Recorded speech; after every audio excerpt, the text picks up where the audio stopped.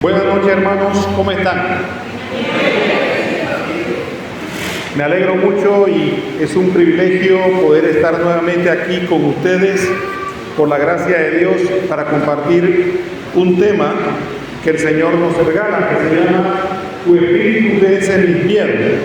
Pero como no podemos hacer nada sin la gracia de Dios, vamos primeramente a ponernos de pie para pedirle al Señor su Espíritu. En el nombre del Padre, del Hijo y del Espíritu Santo. Amén. Padre nuestro que estás en el cielo, santificado sea tu nombre. Venga a nosotros tu reino, hágase tu voluntad en la tierra como en el cielo.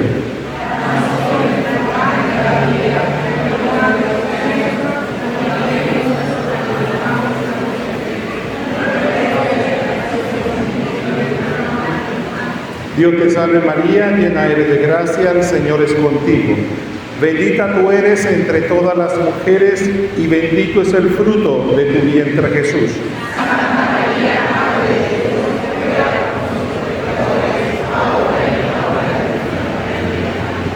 Gloria al Padre y al Hijo y al Espíritu Santo.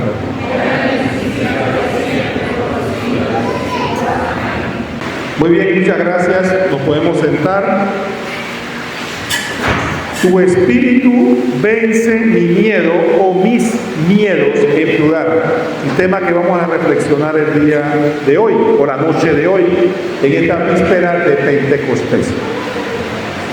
Para iniciar a hablar de esto, quisiera comenzar conversando acerca de un tema fundamental, y es la humanidad.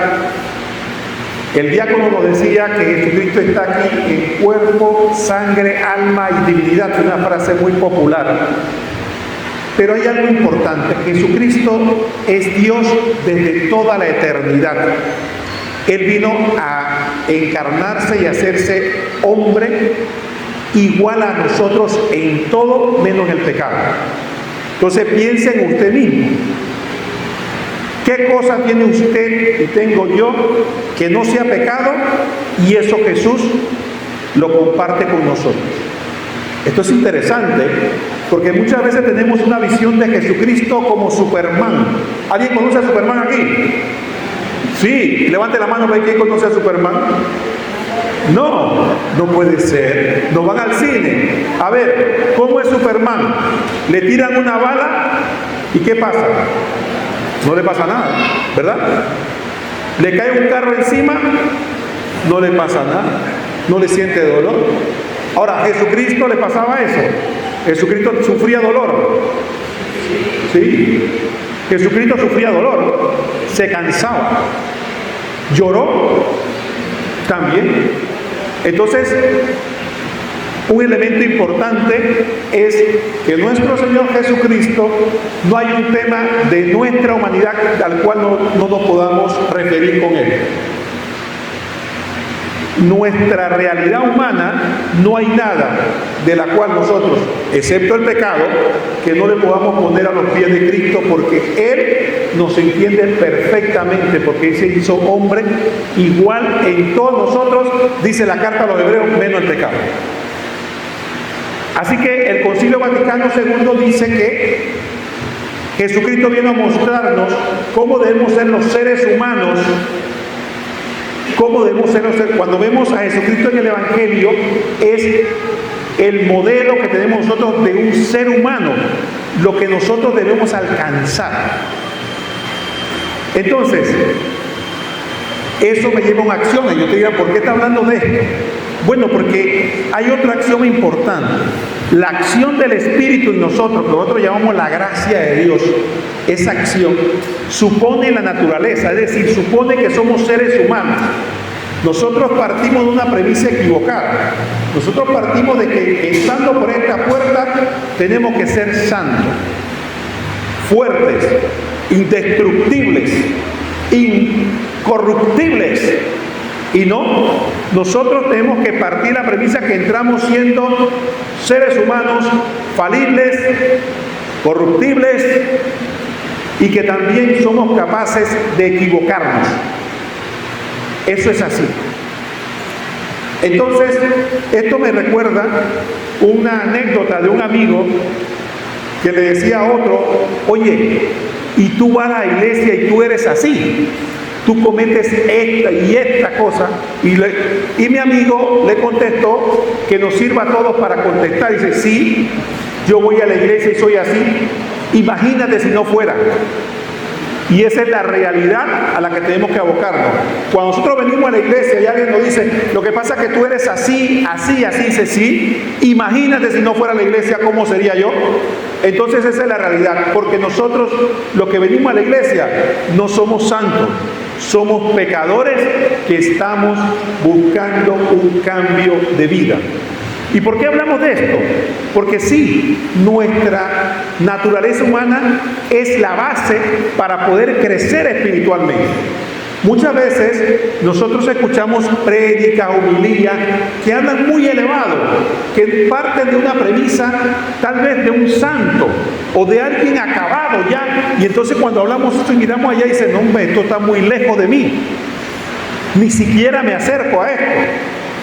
Entonces, sí tenemos que partir de nuestra realidad, nuestra humanidad, así como somos nosotros en el día a día. Como el diácono le digo: usted tiene caja de cerveza, ¿verdad? Estoy seguro que la tiene comprada. Y le digo a los que se iban a bautizar: ¿verdad? Sí, muy probablemente la tenían comprada. Y salen de aquí a tomar cerveza. Entonces, esa es nuestra realidad. Y esos mismos hermanos vuelven posiblemente otro día aquí a la iglesia. Entonces partamos de esta realidad: somos humanos y somos pecadores. Esa es nuestra base. El Señor nos llamó así. El Señor nos llamó tal y como estamos. Entonces, viendo esta realidad de la humanidad, entonces tenemos que enfocarnos para poder entender el miedo, que es el tema que abordamos, la relación del Espíritu Santo con el miedo. Tenemos que hablar nosotros qué es el miedo. ¿Qué es el miedo para nosotros? El miedo es etiquetado como una emoción negativa, pero tiene su función. ¿Por qué? Porque nosotros cuando imaginamos el miedo, ¿qué es? Una persona escondida en un cuarto oscuro y temblando, que no se puede mover, eso es miedo. Vamos a ver que si eso es cierto, que eso es miedo. Y vamos a analizar si es algo tan dañino como queremos presentar. Miren, el miedo es una emoción natural, primaria y universal. Natural, ¿por qué? Porque viene en nuestro paquete genético. Nadie nace sin miedo. Todos nacemos con ese elemento de seguridad, porque es un elemento de seguridad. Segundo, hay otra realidad. Es una emoción, por lo tanto, muchas veces es incontrolable para nosotros. Díganme ustedes, cuando ustedes han sentido miedo, ¿lo han podido controlar? Lo han podido dominar en algún momento, pero el sentirlo no lo pueden evitar. Cuando algo le tiene miedo a algo, lo vamos a sentir porque lo vamos a sentir. Y la otra realidad es que es universal.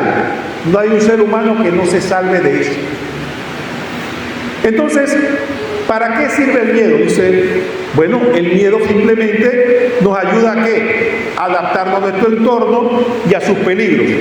Padres de familia, que son la mayoría que están aquí, ¿qué tenemos que enseñarle a los niños? Veo un niño pequeño allá. Curiosamente tenemos que enseñarle que hay peligros. ¿Qué hace el niño?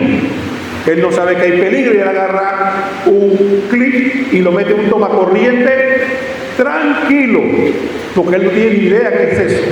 Él va a una olla caliente y va a meter la mano, porque él no sabe. ¿Y qué le metemos nosotros? ¡Cuidado! ¿Y qué hace el muchacho de una vez? Y ya le aprendió que eso no se toca.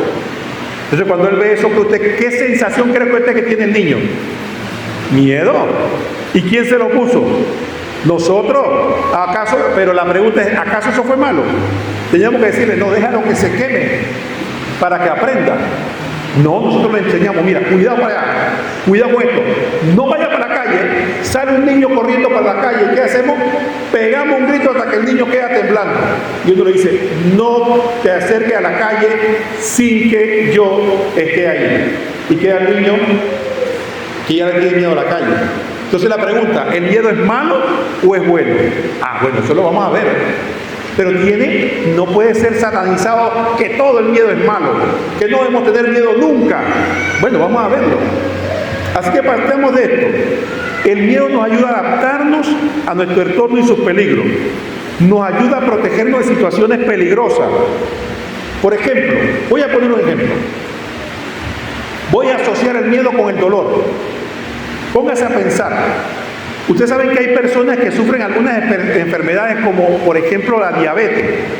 Cuando la diabetes está avanzada, la gente pierde la capacidad de poder sentir.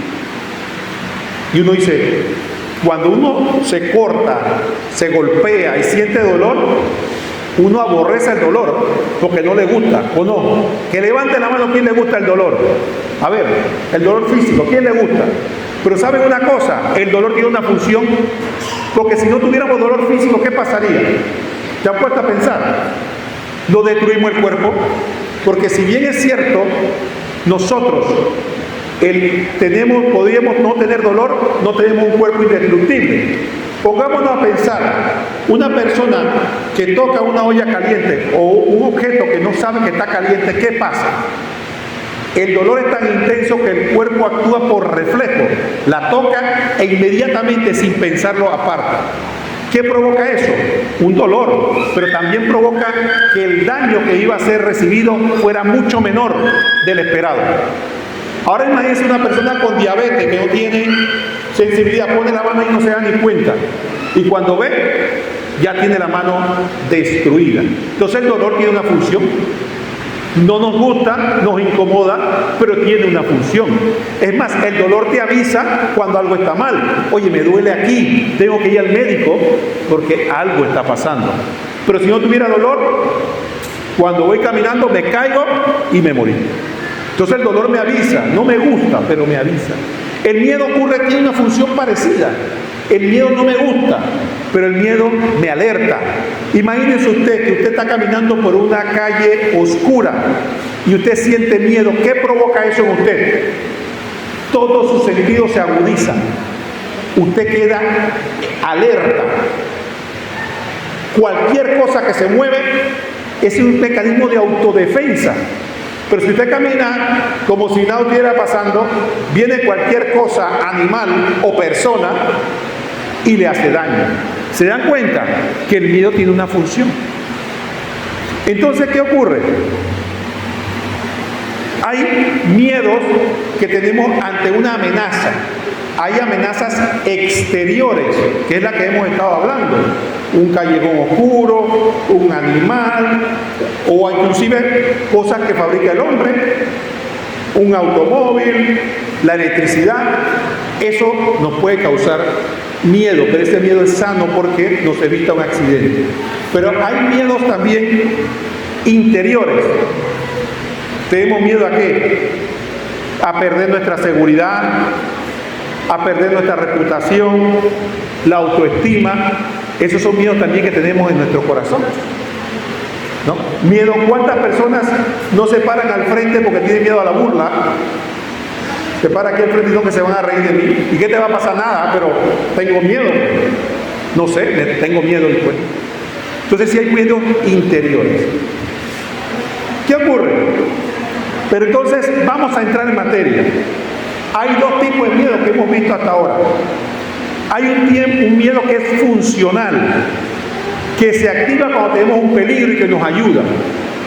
Pero hay un miedo que se llama disfuncional, que entorpece nuestra vida y no nos ayuda, no nos adapta al ambiente ni es útil. Voy a poner un ejemplo. Una vez yo tenía un jefe y llegó con la mano vendada. Yo le pregunté, ¿qué te pasó? Me dice, ¿sabes que mi mujer se metió a bañarse y se trancó?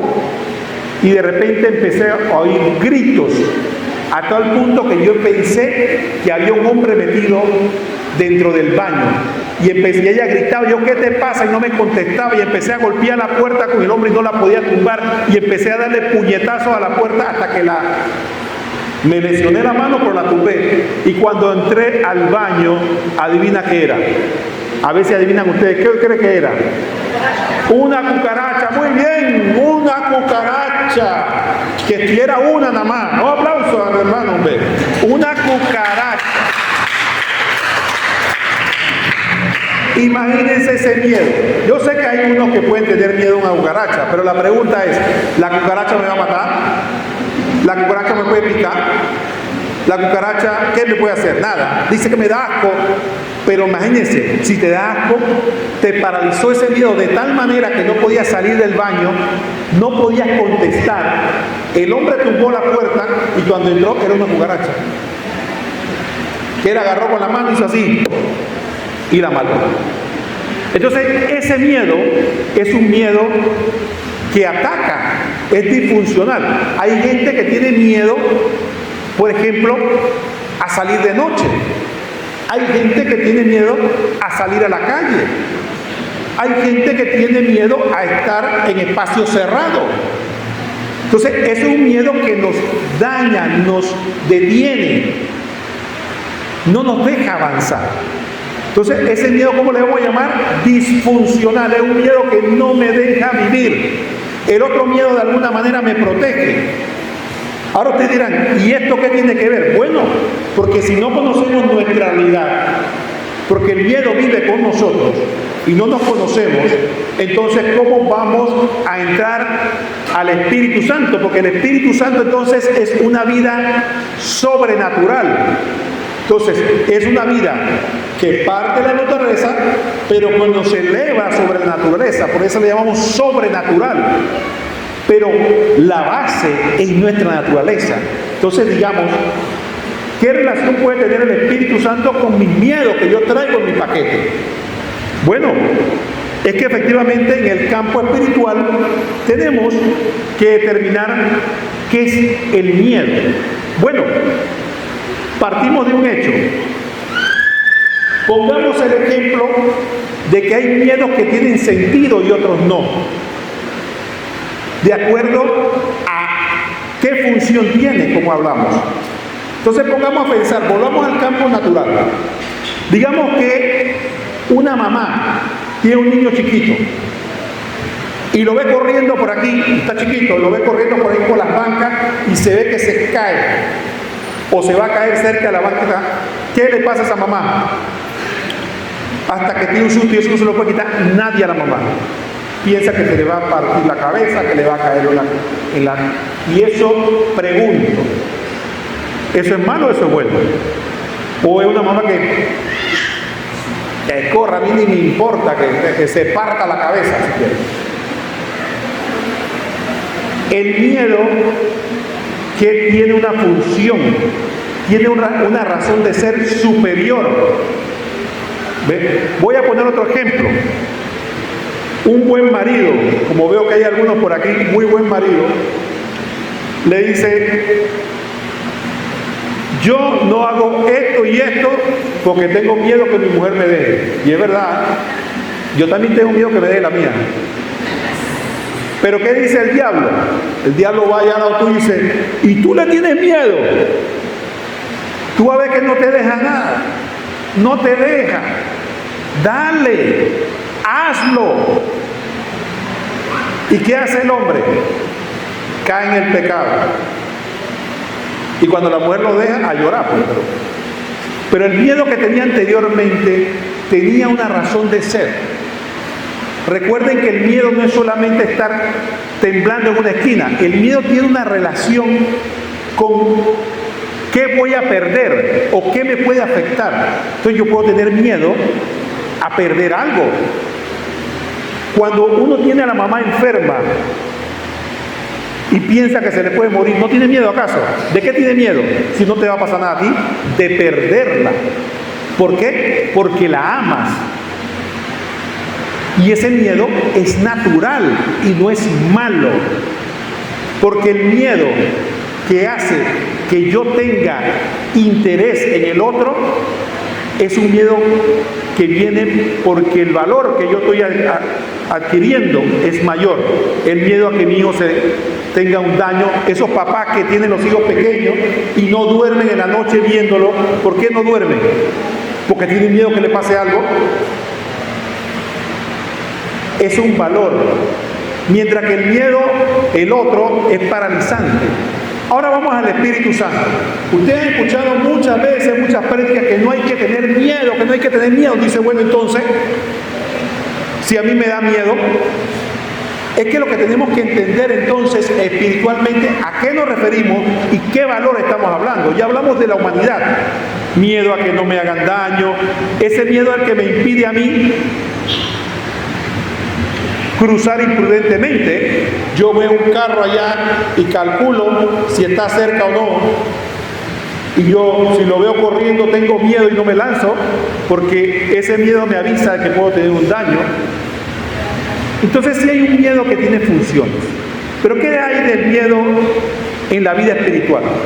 Bueno, tenemos que comparar entonces que el miedo no me debe paralizar para obtener o para alcanzar los dones que debo alcanzar. ¿Y cuál es el primero? ¿Cuál es el primer don del cual yo debo, que está por encima de todos los dones? El primero, el más importante. La iglesia nos enseña que lo más importante es la salvación de nuestra alma. No hay nada más importante que eso. A veces Jesús lo dice, busquen el reino y su justicia y lo demás le vendrá por añadidura. A veces lo dice en otra forma, amarás al Señor tu Dios con todo tu corazón, con toda tu alma, con toda tu mente. O a veces lo dice de otra forma, dice, todo el que ame a padre, madre, hijos más que a mí, no es digno de mí. Entonces, mi relación con Dios, mi salvación, es lo más importante. No hay nada en esta tierra más importante que eso.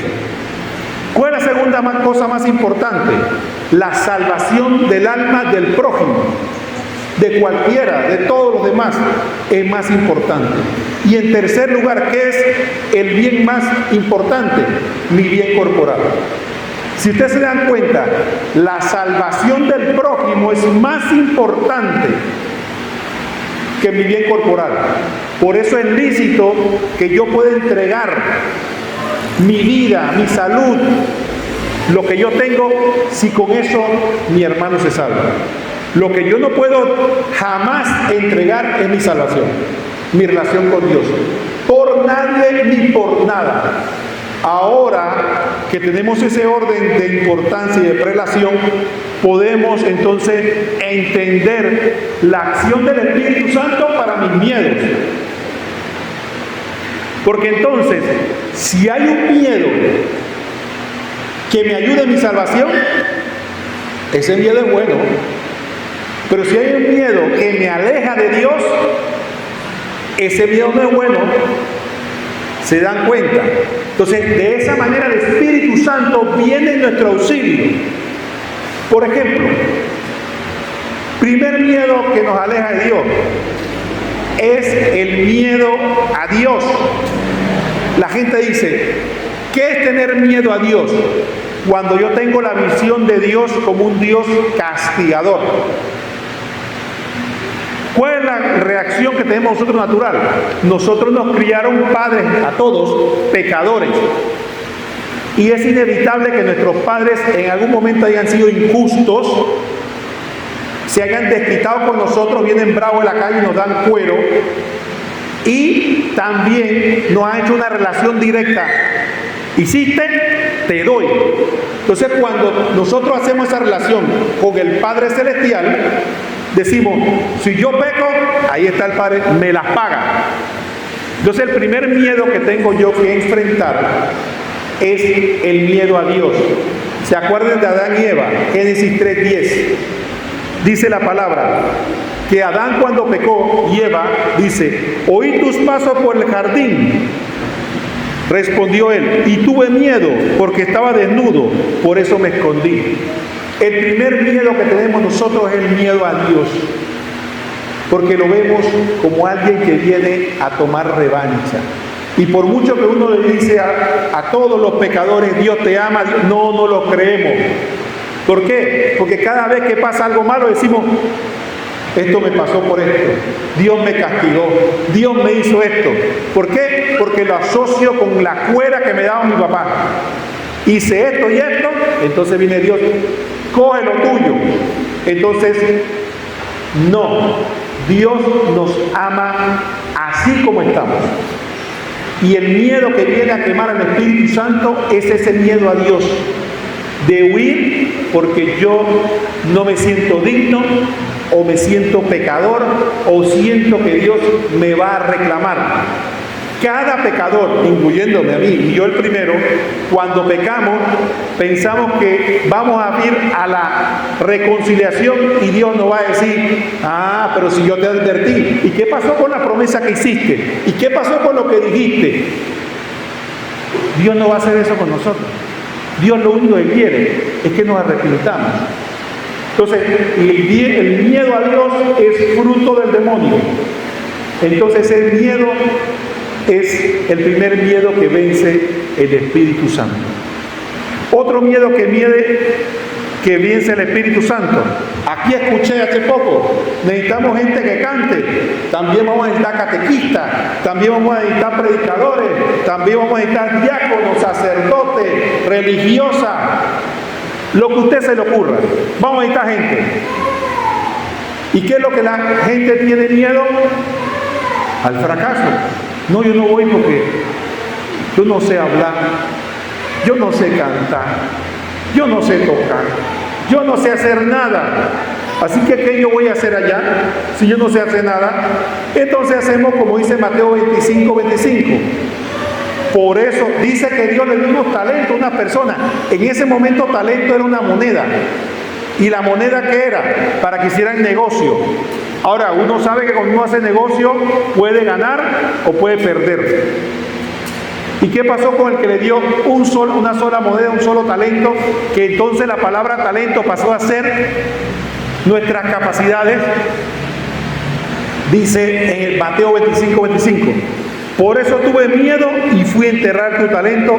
Aquí tienes lo tuyo. El miedo al fracaso. El miedo a no poder realizar las expectativas, muchas veces no de Dios, las mías propias.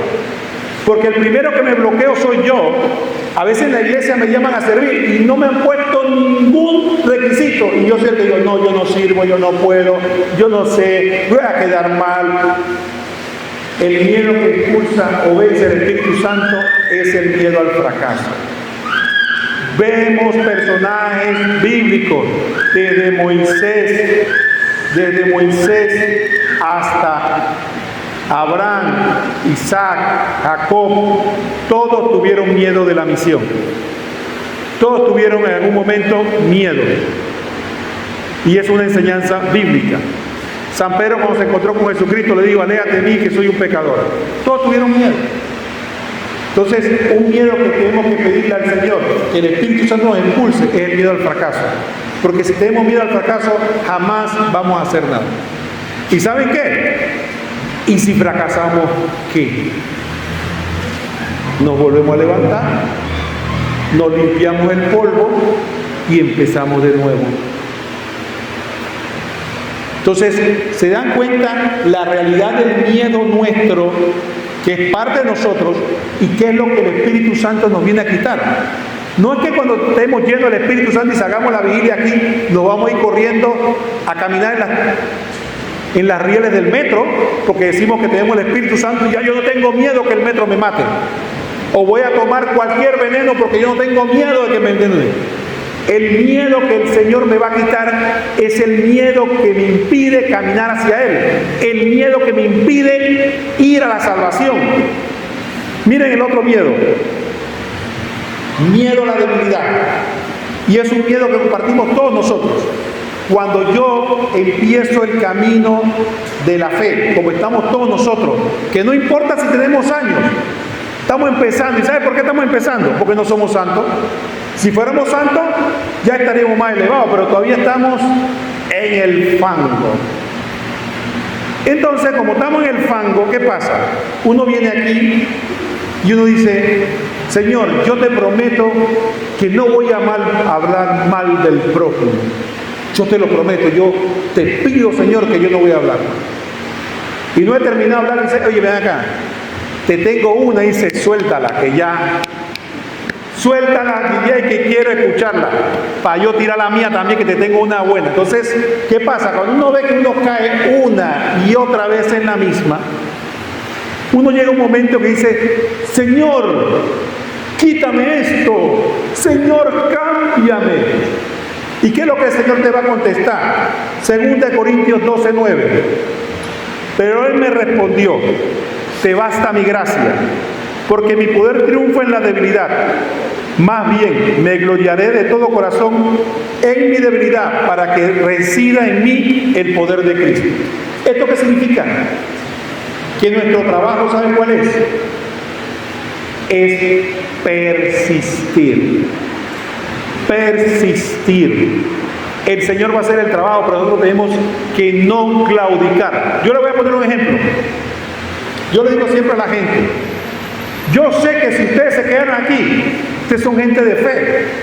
Aquí no se queda el que se fue, es el que se duerme en la misa. El que se quedó aquí, porque son gente de fe. Y yo sé que muchos de ustedes, cuando empezaron a ir a la misa, se dormían. ¡Qué pereza! ¿Hasta cuándo se acaba esto?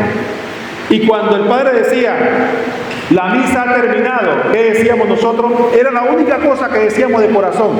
Demos gracias al Señor, al fin. Señor, mira, pasé ese purgatorio ahí con esa misa aburrida, ya yo cumplí contigo, así que me voy para que tú me bendigas.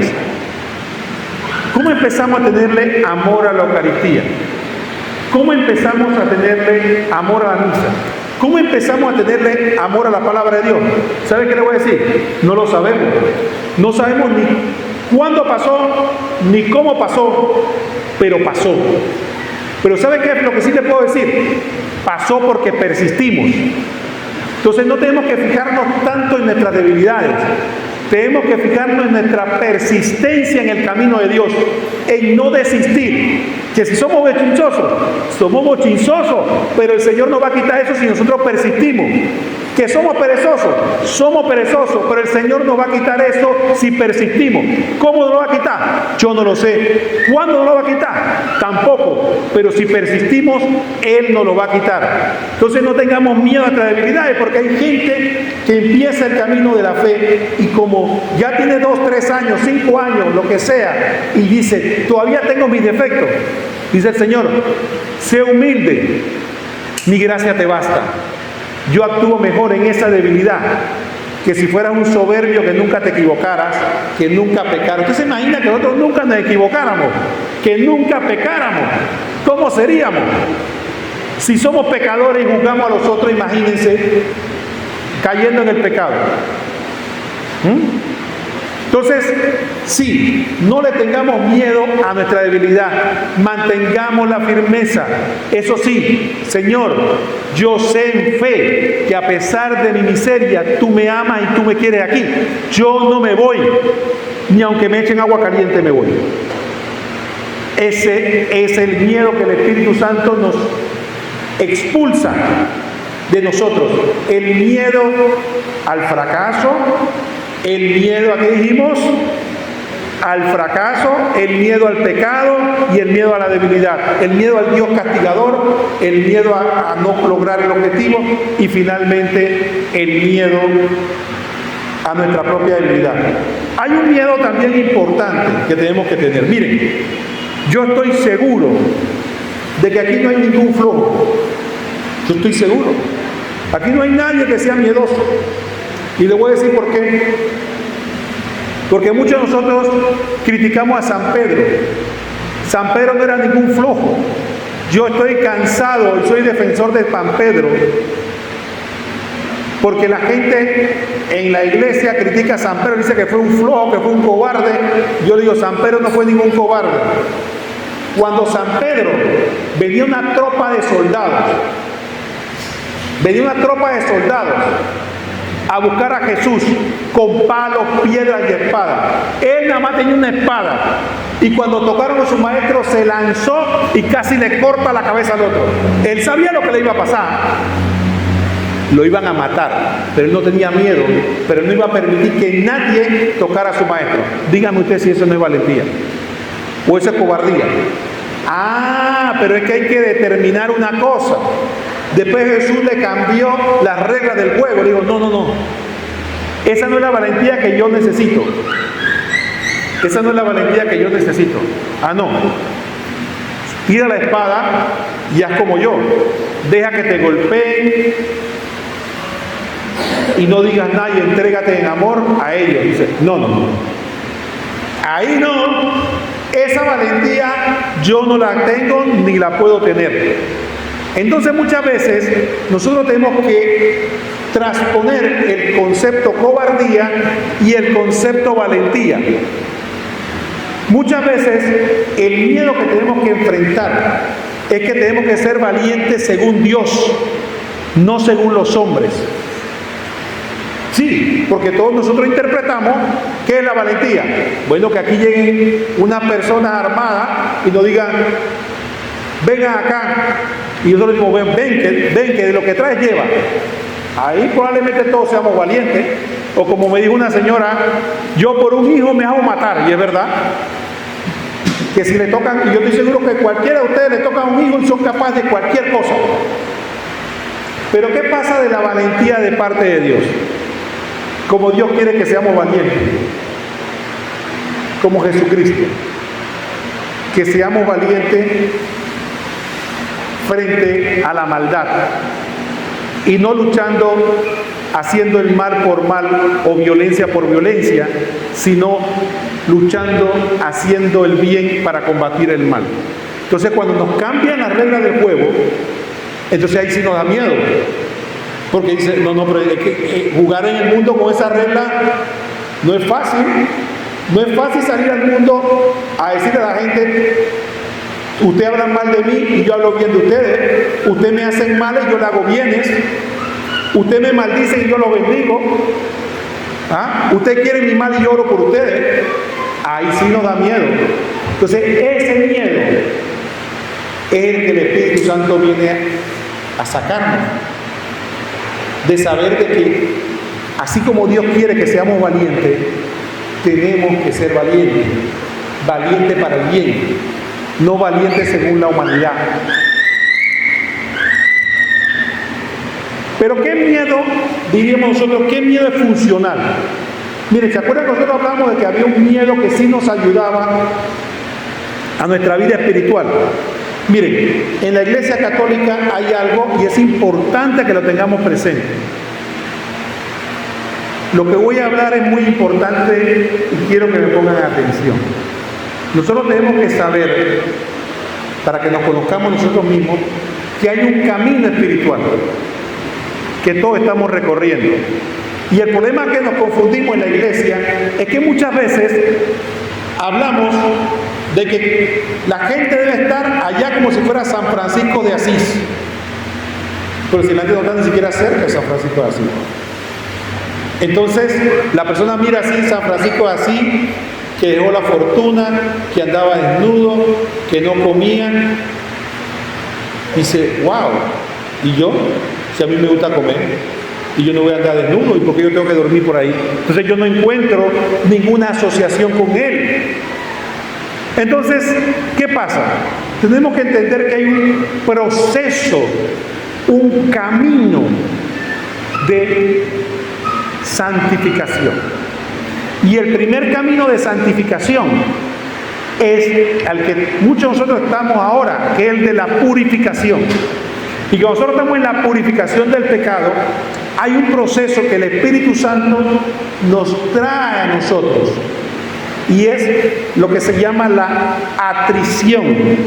La atrición es esa capacidad que tenemos nosotros de cambiar de vida, convertirnos. Y dice el catecismo, dice que la atrición ¿por qué nos convertimos?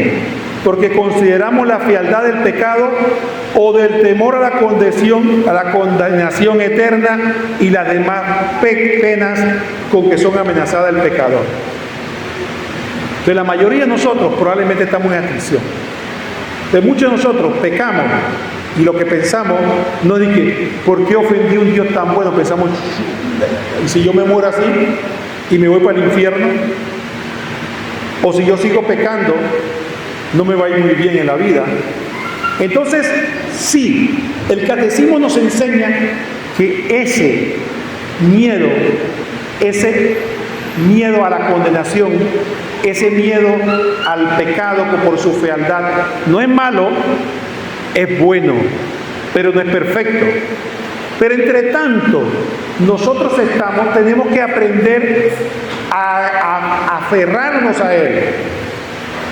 ¿Por qué? El Espíritu Santo no nos va a echar fuera la aflicción, porque sabe que la aflicción es lo que nos hace convertirnos. Es como, le voy a poner el siguiente ejemplo. Es como los niños cuando empiezan a aprender a sumar. ¿Ustedes se acuerdan cuando los niños empiezan a aprender a sumar? ¿Cómo lo hacen? ¿Cuánto es 3 más 2? Dicen 3 y ponen 2 y dicen 1, 2, 3, 4, 5. Y usan los dedos para contar o no. Y todos nosotros usamos los dedos para contar. Y mientras le funciona. Y así aprenden a contar. Pero ¿qué pasó con los demás? ¿Qué pasa con los demás? Que llega un momento en que los niños le dicen, ya no usen los dedos. Ahora usen bolita y palito. Y empiezan, ya hacen bolita. 10 más 5, 1, 2, 3, 4, 5, 6 y 15. Y después llegan y dicen, ahora quiero que haga cálculos mentales. El que está en cálculos mentales ya no debe contar con los dedos.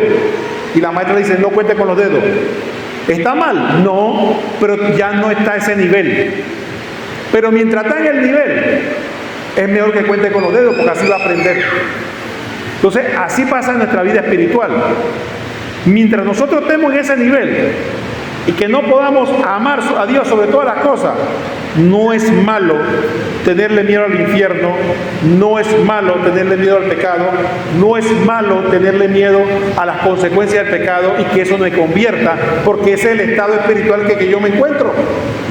Entonces a veces traemos a gente que está recién convertida y le dice, no, tú no tienes que tenerle miedo a Dios ni al infierno, tienes que amar al Señor. Y el hombre ni entiende eso. El hombre lo que quiere es salvarse.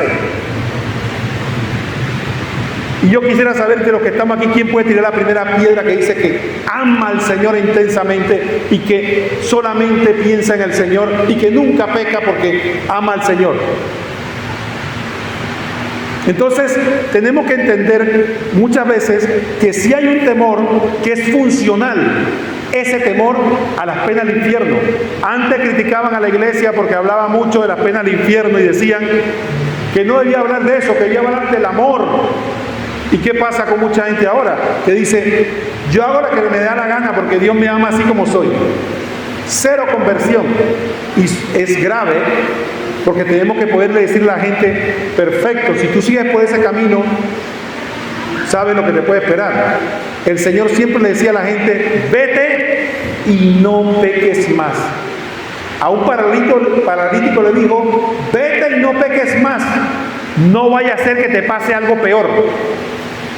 Entonces sí, efectivamente, no expulsemos el temor a la gente del infierno, ni le expulsemos el temor al pecado, ni le expulsemos el temor a Dios, porque cada quien tiene que caminar en el camino de conversión que tiene que caminar. Mire lo que dice San Pablo, por ejemplo. Dice Jesucristo, Mateo 10:28. No temas a los que matan el cuerpo, pero no pueden matar el alma. Teman más bien a aquel que puede arrojar el alma y el cuerpo en la gehenna. ¿Qué es lo que está diciendo Jesucristo aquí? Que no hay que tenerle miedo a los males del mundo, que hay que tenerle miedo a aquel que me va a juzgar y que cuando yo me enfrente a él me puede enviar al infierno. Eso es lo que dice Mateo 10:28. Y mire lo que dice Filipenses 2:12. Por eso, queridos míos, ustedes que siempre me han obedecido, trabajen su salvación con temor y temblor, no solamente cuando estoy entre ustedes, sino mucho más ahora que estoy ausente. ¿Cómo dice San Pablo que hay que trabajar por la salvación? Con amor, dice, ¿no? Con temor y temblor. Imagínense usted, le voy a poner un ejemplo. A ver, los celulares. Vamos a poner los celulares. Cuando usted tiene un celular, decía un sacerdote, ¿qué es lo primero que usted agarra cuando se levanta. ¿Y qué es lo último que usted suelta cuando se acuesta? Ah, se está riendo, ¿no? A ver, dígame, ¿qué es lo primero que usted cuando se levanta lo agarra de primero? Y cuando se acuesta es lo último que suelta. Eso es el Señor, ¿verdad? No, ¿qué Señor? El celular. ¿Y qué pasa con el celular? Cuando no lo encontramos, no entra uno. ¿Y dónde está mi celular? ¿Y dónde está? Se lo habrán robado. ¿Y dónde está mi celular? ¿Y dónde está mi celular? ¿Por qué? Porque le tenemos gran aprecio. Bueno, a eso San Pablo se refiere, que cuando estamos en este estado espiritual, tenemos que tener tanto aprecio a nuestra salvación, que cuando sentimos que la estamos perdiendo, debemos decir, ¿dónde está mi salvación? ¿Dónde está? Yo tengo que volver porque se me está perdiendo. Eso mismo. Ese es el temor, no que el Espíritu Santo nos va a quitar, ese que nos va a meter. Dice, cuidado, no pierdan su salvación. Entonces, ya para ir terminando, ustedes dirán, bueno, ¿cuál es ese temor o ese fruto del Espíritu Santo que llamamos nosotros el temor de Dios? Bueno, eso aspiramos todos, pero le voy a decir que eso es elevado. El temor de Dios, y cada uno que se examine para ver si lo tiene. Vamos a ver, porque muchas veces tenemos que ver si lo tenemos o no, y si lo tenemos que trabajar por él, pero entre tanto contemos con los dedos. Entre tanto mantengámonos trabajando por nuestra salvación con temor y temblor, porque eso es lo que nos toca a nosotros hasta que lleguemos al nivel de el amor que expulsa el temor. Miren, yo le voy a poner un ejemplo que creo que después que lo diga, cuando leamos los textos bíblicos, lo vamos a entender. Ustedes saben que hay muchas madres que son heroicas. Yo tuve la gracia de Dios que yo me crié con mi papá y mi mamá y siempre se mantuvieron juntos hasta hoy. Así que yo no supe lo que es eso. Y bueno, por la gracia de Dios, Sara y yo tenemos 25 años de casados y mis hijos también se han criado con nosotros. Sin embargo, yo sé que hay muchas madres que son heroicas. Por diversas razones se quedan solas. Bueno, una madre heroica, de esas que tienen que trabajar y además que trabajan, tienen, adivina qué, 3 hijos varones. Así que nadie la ayuda. ¡Qué barbaridad! Entonces la mujer va y trabaja. Y cuando regresa a la casa, usted se imagina cómo encuentra la casa, ¿no? Vuelta un desastre, el otro entró con la zapatilla enlodada, el otro dejó la ropa tirada, el otro. Entonces la mujer tiene que venir cansada, tal vez a las 7 de la noche, ¿a qué? A cocinar, a ver qué hace, porque eso, ¿verdad? Esos holgazanes no saben cocinar ni saben hacer nada. Bueno, pero también ustedes saben cómo son las mamás, ¿no? Es como si hubieran echado un cuara, ¿no? Entonces empiezan, los pelos, ya mamá, ya, y no, y todavía están acostados hasta el día siguiente. Así son todas las mamás, no es que las ustedes, todas son así. Entonces, ¿qué pasa? Al día siguiente, ¿qué hacen esos hermanos? Esos hermanos dicen, hey, ya yo no quiero escuchar de nuevo a mi mamá. Dice el otro, sí, ya yo no me dejó dormir. Se paró en la mañana y todavía, vamos a tener que hacer algo. Dice, bueno, vamos pues. Y bueno, y empiezan a arreglar la casa, ¿no? Pero ellos no están arreglando la casa porque aman a su mamá. Ellos, ¿por qué están arreglando la casa? Porque no quieren escuchar, no quieren que me esté molestando, ¿verdad? Eso somos nosotros. Eso somos nosotros. Nosotros hemos dejado el pecado, no porque amemos a Dios, es porque no queremos ir al infierno y no queremos que nos vaya mal y no queremos que tener problemas, pero no es porque nosotros amamos a Dios. Pero vamos a suponer que ya los hijos crecen con un poco de madurez y dicen, hey, mi mamá se ha sacrificado tanto por mí, trabaja la pobre, me ha mantenido. Nosotros tenemos que ayudarla, es más, liberarle esta carga. Ella no tiene ni que pedirlo. No solo vamos a limpiar la casa, sino que vamos a lavar, y todo lo que podamos hacer para que ella esté mejor, lo vamos a hacer. Esos aman a su mamá. ya no es miedo al castigo, ya es porque tomaron conciencia del sacrificio que ella está haciendo y ya lo hacen con amor. ¿Por qué? Porque yo voy a hacer algo para que mi mamá sea feliz, para que esté mejor, para que pueda aliviarle en la que yo pueda la carga. Ya no me interesa si me regaña, si me felicita, nada. A mí lo que me interesa es que mi mamá sea feliz.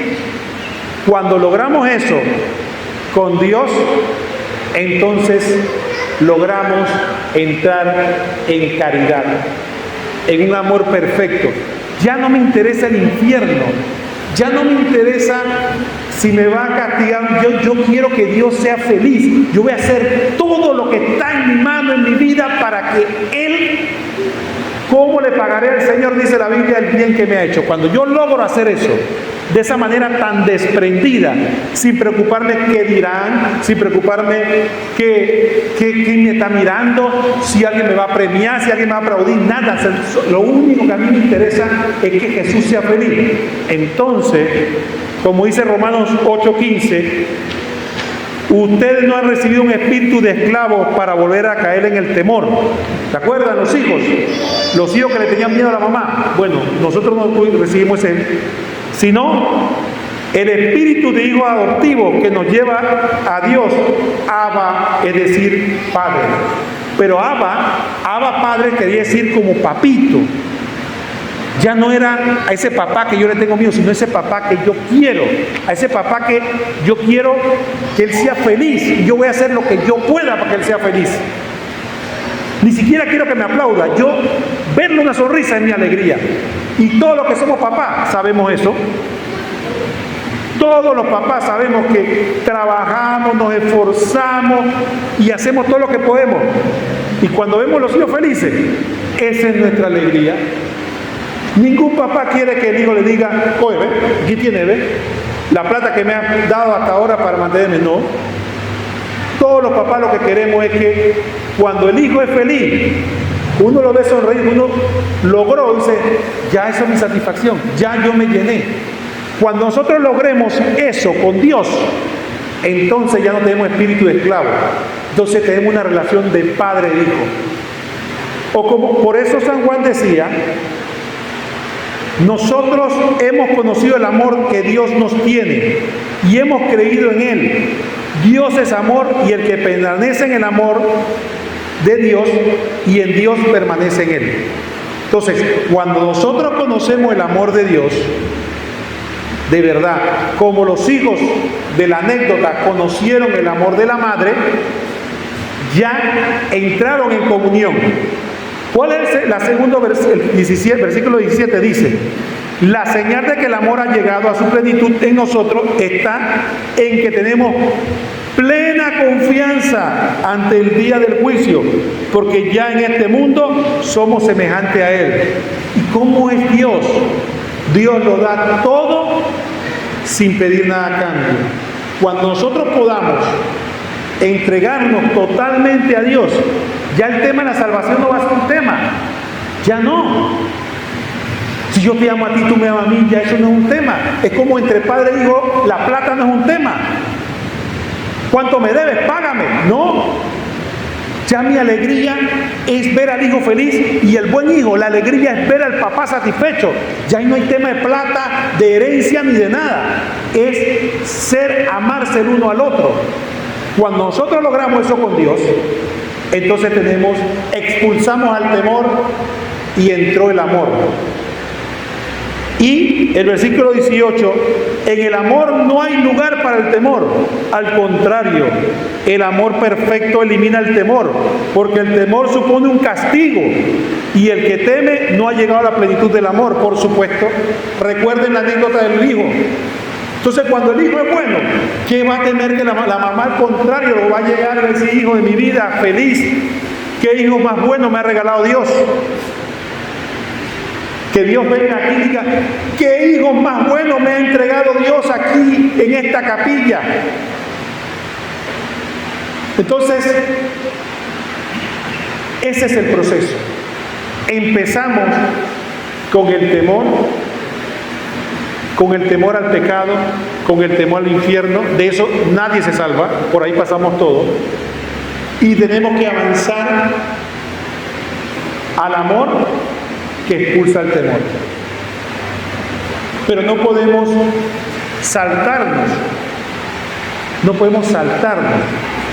Entonces tenemos que perfeccionarnos. Entonces, una vez tenemos la meta clara, entonces tenemos que ir en el proceso de purificación de nuestras almas para que el Espíritu Santo vaya cambiando esa actitud que tenemos nosotros con Dios, como los hijos que le sirven por temor, o como los hijos que le sirven para que ya te cumplí, a los hijos que le sirven por amor, desinteresadamente. ¿Y cuándo nos damos cuenta de eso? Bueno, nos damos cuenta de eso cuando nosotros estamos no solo en la parroquia y en la casa y en cualquier lado. Cada vez que hacemos algo bueno y esperamos que nos feliciten, esperamos que nos aplaudan, esperamos que nos reconozcan. Entonces decimos, yo me voy de esa capilla porque ahí nadie reconoce nada, uno se mata trabajando y hace y nadie le dice ni púdrete. Entonces ahí nos damos cuenta que estamos lejos del amor que expulsa el temor. No somos malos hijos, no somos malos hijos, pero somos hijos que todavía necesitan el para que podamos hacer los oficios. Y estamos haciendo aquí porque Dios me está viendo y tú sabes, ¿no? Entonces no vaya a ser que... Entonces, sí, yo no quiero que salgamos aquí con un sabor amargo. Reconozcamos dónde estamos, no nos desanimemos. Si estamos en la etapa de que hacemos las cosas por interés, o porque quiero salvarme, o porque quiero que me aplauda, está bien, sigamos adelante. El Señor nos va a purificar y algún día llegaremos al amor que expulsa mis miedos. Pero entre tanto, yo le pido por el amor de Cristo, que está presente aquí, lo único que yo le pido a ustedes, como dice San Pablo, si en algo nos sirve el amor fraterno, si en algo nos sirve la unidad en Cristo, lo único que yo le pido en el amor de Cristo, no desesperen, no se desanimen, persistan, porque al final la victoria es nuestra. Gloria al Padre y al Hijo y al Espíritu Santo.